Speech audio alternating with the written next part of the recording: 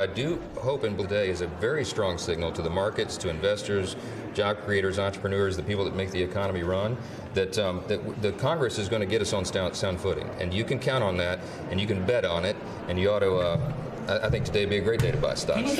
That was House Speaker Mike Johnson encouraging Americans to buy stocks after yesterday's vote on a budget blueprint. I got to say, the budget blueprint, in my opinion, as a former Republican, as a current conservative, who's part of balancing the budget 4 years in a row, is probably the most reckless budget blueprint I've ever seen in my life.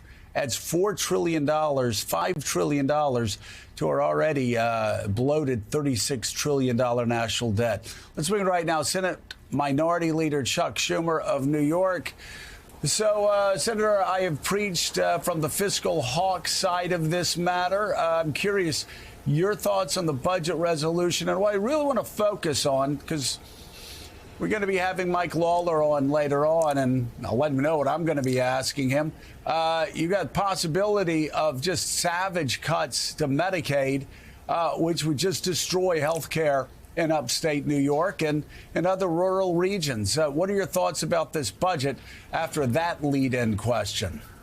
It's a huge mess. And the Republicans are busy fighting among themselves. The House and Senate Republicans can't agree with each other.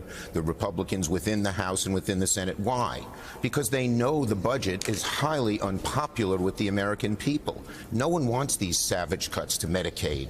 It will decimate health care for so many people, poor people and elderly people who are in nursing homes. Many of these nursing homes would close under the extent of their cuts. I went to Staten Island, a Republican district. 18,000 people will lose their jobs if they had these Medicaid cuts. It would cause a recession on Staten Island. They hate, and why are they doing this and going after Social Security? They're strangling Social Security. It's almost sacred in America. And yet, by closing offices, by turning off phone lines, by not even allowing emails to be done, they're strangling that. And why are they doing all of this and so much worse? Tax cuts for the very wealthiest people. Both sides are highly unpopular with the American people. And we Democrats are fighting every day to show the American people how bad this budget is, how awful it is for them, how awful the tariffs are. I mean, it'll still raise $4,400. The average American family will pay more. The average IRA in America, people have, this is their savings, has gone down close to $100,000. There's chaos in the land because Trump's policies are both unpopular and chaotic, as you saw with the tariffs. Yeah, you said both sides are unpopular. Right now, Democrats, I know you've seen the polls, have the lowest approval rating in history. How do they turn that around talking about this budget? Is there going to be a coordinated message? Yes. Are we going to have Democrats continuing to fight each other, or is there going to be a coordinated message moving forward?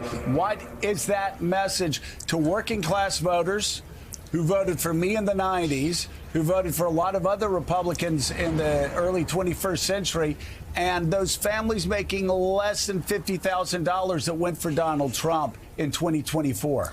The coordinated message is very simple, and that is this budget is hurting you. What President Trump is doing is raising your prices. He said he'd lower costs on day one. Inflation is up, and the tariffs will make it worse. And in the budget, we will try to say he cannot do these tariffs. We will also show them how cutting Medicaid, they know it, cutting Medicaid is going to be harmful to them, cutting Social Security. And Democrats every day are showing them. We have our Easter Passover recess on Tuesday. In the Senate and the House, Hakeem and I and our Senate and House leaderships are in total coordination. We discussed this week and put a plan in place. On Tuesday will be a Social Security Day of action. Millions and millions of elderly people will be contacted by their senators, by their congressmen, into not cutting Social Security. On Thursday, there will be a Medicaid Day of action to show people how bad in Republican districts, as you brought up in particular, the Medicaid cuts will be. And the week after, it's going to be cost of living week, how your costs are going up because of the incompetence, the chaos. and the singular focus on helping wealthy people that's in this budget. We are relentless. Every day we're focusing on these issues. Every day the American people are learning how Donald Trump is betraying them, that he's not on their side. What he promised in the campaign isn't true. And I believe that Democrats we are on our front foot because there is so many bad things Trump is doing, and we are resolute in fighting them and showing them to the American people every single day. And we're getting a huge response across the country. You saw what happened Saturday in terms of the demonstrations. We have the host of Way Too Early with us, Ali Vitale, and she has the next question. Ali. Leader Hi, Schumer, Ali. I do want to. Hi, Senator Schumer. It's nice to see you. I do want to ask you, since the shutdown battle, your mindset at the time was that the United States wasn't yet in a constitutional crisis. A few weeks later, you said that you did think that the lawlessness of the president has brought us into that posture. So then how does that change the way that you fight on the budget battle? I've heard you say that the goal is to fight, but how? How does it look different tangibly? We're fighting in every way. We're fighting, as I said, on the legislative front. And Republicans, Ali, are beginning to show cracks. They're realizing embracing Trump, it doesn't work. So we had 7 or 8 Republicans join in a bipartisan resolution saying Congress has to pass tariffs, not anybody else. Yesterday, 4 Republicans in the Senate, that's enough to turn over for us to win, said they don't like doing away with the clean energy in solar and wind and the brakes that have created millions of jobs. And on the tax cuts, you have a whole bunch of Republicans who say you got to pay for them. A bunch of others in the Senate are saying don't pay for them. If they don't pay for them, you know, the CBO just estimated if they do this clear policy baseline proposal, the deficit would go up $72 trillion in 30 years. And that is going to have huge effects on what people pay to buy a car, to buy a home. So people are realizing how bad Trump is, how bad he is for average working families. And our job, and we are united, Ali. We are totally united. You don't see any divisions in the Democrats the way you do with the Republicans. For instance, when we had our first vote on the budget reconciliation, we had 27 amendments. Every Democrat supported every one of those amendments. We had no defections. They're beginning to show cracks in defecting because they know embracing Trump is not what the American people want. And we Democrats are showing them that every day.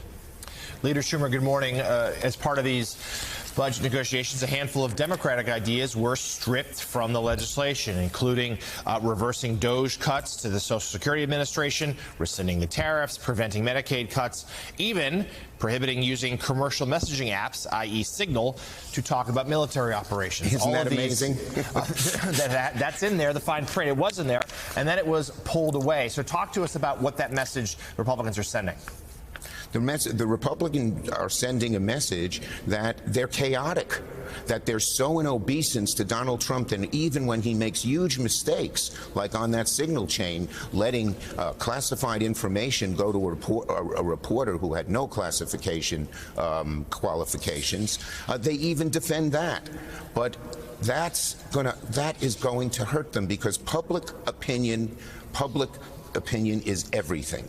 And the public is turning against what Donald Trump is doing across the board. And one word that could describe it all, whether it's the tax cuts for the rich, whether it's slashing Medicaid and Social Security, whether it's the tariffs, or whether it's what he did on Signal, is chaos.